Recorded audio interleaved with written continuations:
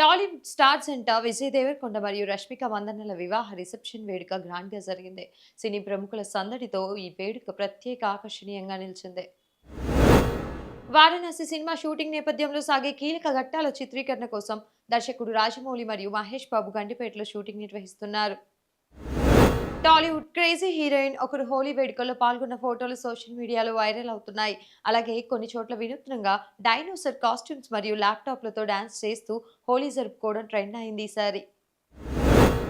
ఈ ఏడాది హోలీ పండుగ రోజే చంద్రగ్రహణం రావడం విశేషం. గ్రహణం ప్రభావం వల్ల కొన్ని రాశుల వారికి అదృష్టం కలిగే అవకాశం ఉందని జ్యోతిష్య నిపుణులు చెప్తున్నారు.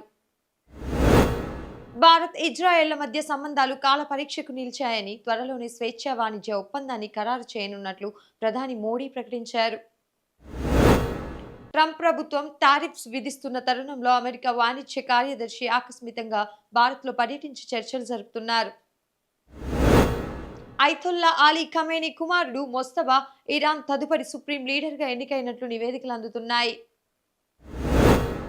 అమెరికా మరియు ఇరాన్ వంటి దేశాలు సూసైడ్ డ్రోన్లను ఉపయోగిస్తున్న వేళ భారత్ కూడా రహస్యంగా శేషనాగ్ 150 ప్రాజెక్టుపై వేగంగా పనిచేస్తోంది. ఎక్స్పైరీ డేట్ కు ముందే ప్యాకెట్లు ఉబ్బిపోతున్నాయని ఒక వైద్యుడు ఫిర్యాదు చేయడంతో మిల్కీ మిస్ట్ పనీర్ నాణ్యతపై సోషల్ మీడియాలో చర్చ జరుగుతోంది.